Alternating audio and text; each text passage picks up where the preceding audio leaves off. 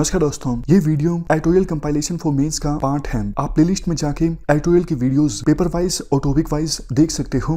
और अगर आप दिसंबर 2019 के बाद की वीडियोस को देखना चाहते हो तो वीडियो के नीचे मौजूद ज्वाइन बटन की सहायता से आप मेंबरशिप को ज्वाइन कर सकते हो। चलिए डिस्कशन स्टार्ट करते हैं। आप जीएस पेपर 2 के इस टॉपिक से आर्टिकल को रिलेट कर सकते हो। देखो, पिछले कुछ दिनों में बहुत सारी ऐसी चीजें हुई हैं जिससे इलेक्टोरल रिफॉर्म्स की आवश्यकता पहले से भी ज़्यादा महसूस की जा रही है। For example, Delhi assembly elections से पहले बहुत सारे पॉलिटिकल लीडर्स ने हेट स्पीचेस दी। मध्य प्रदेश में आज कांग्रेस के बहुत सारे विधायकों ने इस्तीफा दे दिया है और मध्य प्रदेश की कांग्रेस सरकार शायद गिर सकती है। ऐसा ही सीन पिछले साल कर्नाटक में भी देखने को मिला था, जब जेडीएस और कांग्रेस की सरकार गिर गई थी क्योंकि जेडीएस प्लस कांग्रेस के काफ़ी सारे विधायकों ने इस्तीफा दे दिया था और बीजेपी सत्ता में आई थी। महाराष्ट्र में भी एक बड़ी कंट्रोवर्सी पैदा हो गई थी जब देवेंद्र फडणवीस ने सुबह सुबह मुख्यमंत्री पद की शपथ ली थी, लेकिन वो कुछ ही घंटे मुख्यमंत्री रहे, बाद में उन्हें इस्तीफा देना पड़ा और उद्धव ठाकरे महाराष्ट्र के मुख्यमंत्री बने। तो ये सिर्फ कुछ एग्जाम्पल्स हैं जिनसे साबित होता है आज इलेक्टोरल रिफॉर्म्स लाने की अर्जेंट आवश्यकता है। देखो, आप मुझे एक क्वेश्चन का आंसर दीजिए, विधायकों की खरीद फरोख्त या फिर विधायकों को रिसोर्ट में बंद करके रखना ताकि विपक्षी पार्टी जो है विधायकों को लुभा ना सके, ये सब चीजें आखिरकार होती क्यों हैं? इसका सिंपल आंसर ये है, पॉलिटिकल पार्टीज का पॉलिटिक्स में प्राइमरी जो एम होता है वो होता है पावर को कैप्चर करना, सत्ता पर काबिज होना। क्योंकि पावर के साथ पैसा अटैच्ड है, पावर से प्रिविलेजेस यानी विशेषाधिकार मिलते हैं, पावर से खजाने को कंट्रोल किया जा सकता है। आप एग्जांपल देखिए, 2019-20 में सेंट्रल गवर्नमेंट का जो बजटेड एक्सपेंडिचर था वो था 27.86 लाख करोड़। तो आप समझ सकते हो स्टेक्स कितने ज़्यादा हाई हैं, क्यों पॉलिटिकल पार्टीज पावर प्राप्त करना चाहती हैं, सत्ता पर काबिज होना चाहती हैं। बट देखो, ये जो पावर मिलती है पॉलिटिकल पार्टीज को, ये गुड गवर्नेंस को डिलीवर करने के लिए मिलती है, पब्लिक की सेवा करने के लिए मिलती है। बट जैसे ही पॉलिटिकल पार्टीज सत्ता में आती हैं, उनका लक्ष्य ये हो जाता है कि पावर को एक्सरसाइज करना अपने फायदे के लिए। गुड गवर्नेंस वो भूल जाते हैं, वो ऐसे डिसीजंस लेते हैं जिनसे उनके जो चांसेस हैं अगली बार सत्ता में आने के वो फिर से बढ़ जाएं। समझ गए? मतलब गुड गवर्नेंस, पब्लिक की सेवा, इन सब चीजों को पॉलिटिकल पार्टीज इग्नोर कर देती हैं। उनका एकमात्र लक्ष्य ये हो जाता है कि पावर की सहायता से ये इंश्योर किया जाए अगली बार भी हम इलेक्शन जीतें। वो यही सोचकर डिसीजंस लेते हैं। बहुत सारी चीजें फ्री भी दी जाती हैं जनता को लुभाने के लिए। इसीलिए इलेक्शन कैंपेन के दौरान भी हेट स्पीचेस देखने को मिलती हैं। इसके बाद देखो, आर्टिकल में कुछ फैक्टर्स बताए जाते हैं जिनकी वजह से इलेक्शन कैंपेन की जो क्वालिटी है बहुत ज़्यादा खराब हो गई है। सबसे पहला फैक्टर, क्रिमिनलाइजेशन ऑफ पॉलिटिक्स, राजनीति का अपराधीकरण।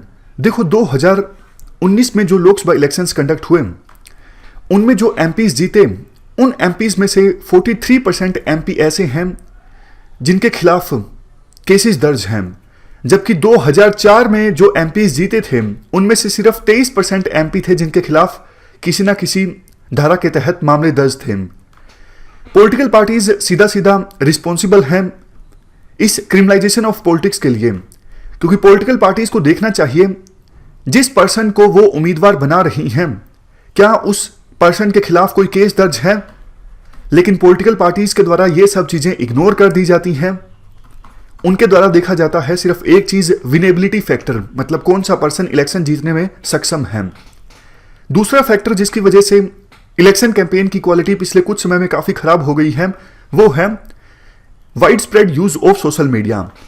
आज देखो, सोशल मीडिया में चुनाव प्रचार के दौरान बहुत फेक न्यूज चलती है। एक पॉलिटिकल पार्टी दूसरे पॉलिटिकल पार्टी के लीडर्स को सोशल मीडिया पे अपनी टीम की सहायता से गाली देते हैं, उनका करैक्टर खराब करने की कोशिश की जाती है, उनके बारे में फेक न्यूज स्प्रेड की जाती है ताकि जनता की नजरों में उस पॉलिटिकल लीडर की जो इमेज है वो खराब हो जाए। ये देखो काफी ज्यादा आम है और सोशल मीडिया की सहायता से ये सब चीजें ऑलमोस्ट सभी पॉलिटिकल पार्टीज के द्वारा अंजाम दी जाती हैं। तीसरा फैक्टर है यूज ऑफ मनी।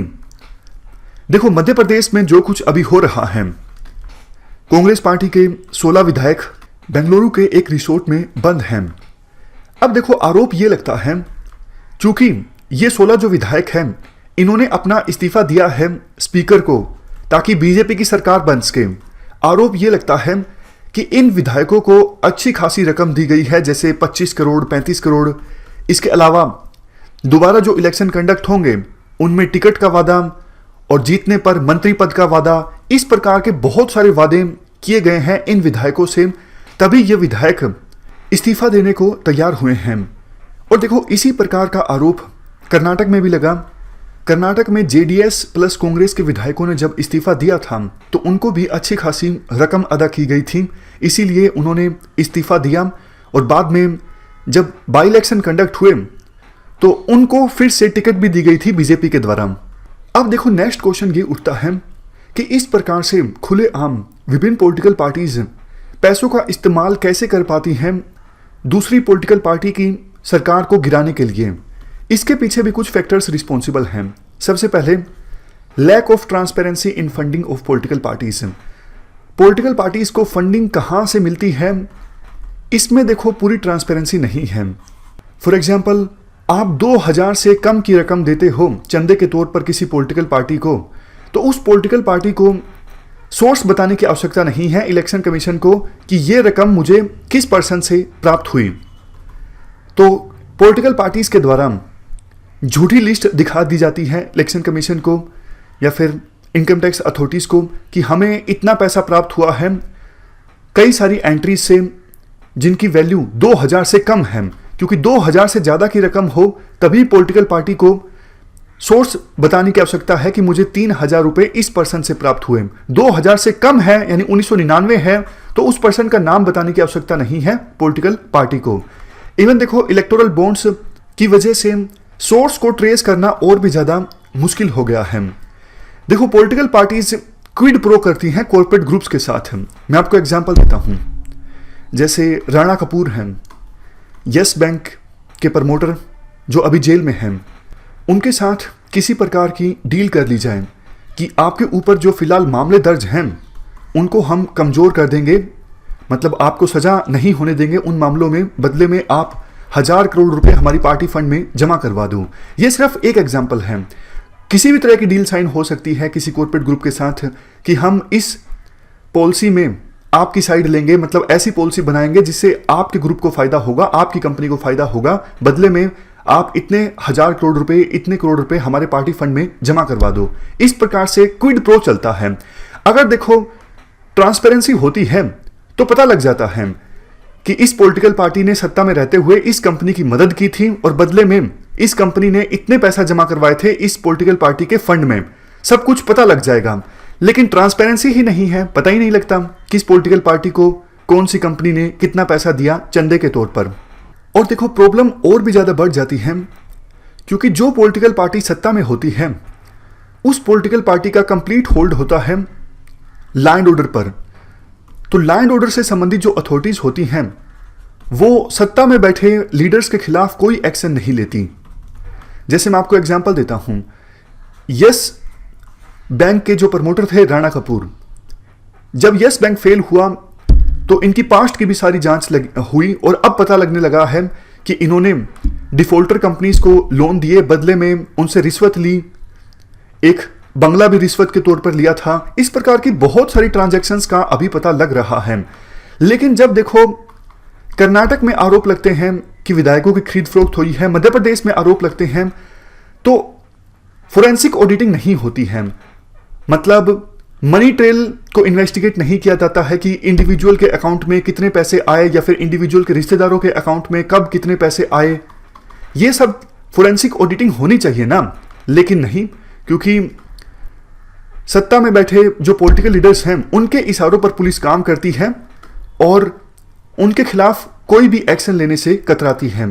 तो यहां पर पुलिस रिफॉर्म्स भी लाने की आवश्यकता है ताकि सत्ता में बैठे जो लोग हैं उनके इशारों पर पुलिस काम ना करे, पुलिस इंडिपेंडेंट होकर काम करे। और भी सजेशंस दिए जाते हैं इसके बाद आर्टिकल में। जैसे देखो, पॉलिटिकल पार्टीज के अंदर भी डेमोक्रेसी का होना जरूरी है। अभी देखो, पॉलिटिकल पार्टीज जो हैं वो कुछ ही लोगों के इशारे पर चलती हैं। जैसे बीजेपी में प्रधानमंत्री मोदी, अमित शाह, आप पार्टी में अरविंद केजरीवाल, मनीष सिसोदिया, कांग्रेस पार्टी में राहुल गांधी, सोनिया गांधी, ये जो गिने चुने लोग होते हैं, इनके इशारों पर पूरी पॉलिटिकल पार्टी चलती है। डेमोक्रेसी नहीं होती। अगर पॉलिटिकल पार्टी के अंदर डेमोक्रेसी होती है तो फिर पॉलिटिकल पार्टी में इतने ज्यादा गलत काम नहीं होंगे जितने कि अब होते हैं, जब पॉलिटिकल पार्टी में बिल्कुल डेमोक्रेसी नहीं है। क्योंकि देखो, जब किसी पॉलिटिकल पार्टी में डेमोक्रेसी नहीं है तो मतलब जो टॉप लीडर्स हैं उनसे कोई क्वेश्चन पूछने वाला है नहीं, उनकी आंसरेबिलिटी नहीं है बाकी लीडर्स के प्रति, वो अपनी मनमानी करते हैं। तो कुल मिला के देखो, पूरी प्रॉब्लम की जो जड़ है वो यही है, पॉलिटिकल पावर को हासिल करने की कोशिश करना, लेकिन बिना ट्रांसपेरेंसी के, बिना अकाउंटेबिलिटी के।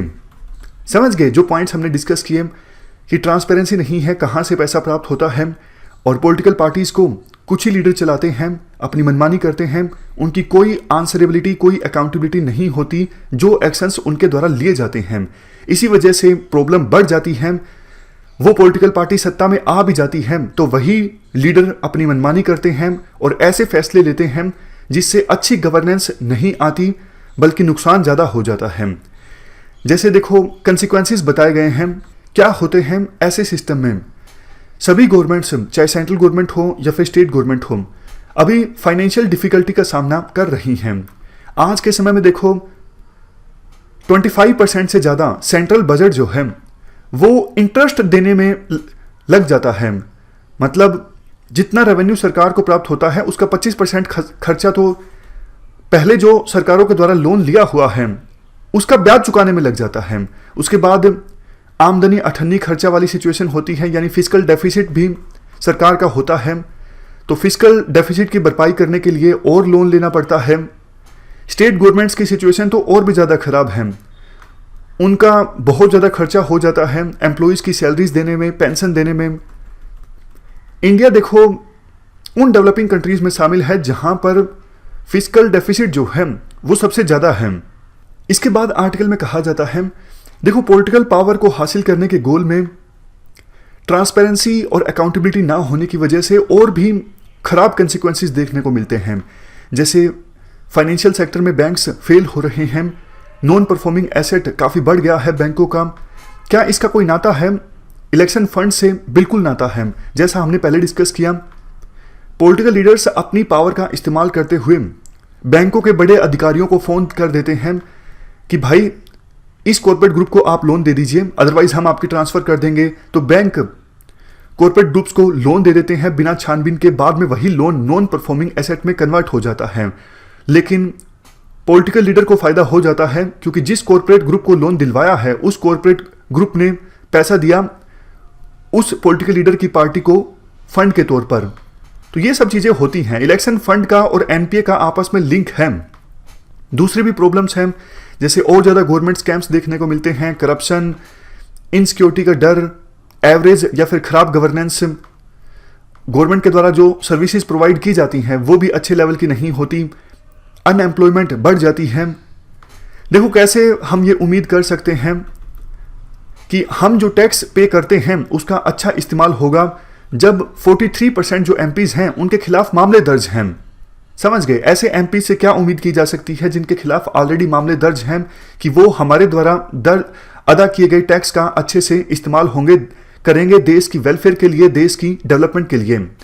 महात्मा गांधी ने एक बात ये बोली थी, डेमोक्रेसी देखो तब तक असंभव है जब तक कि सभी का पावर में शेयर नहीं होता है।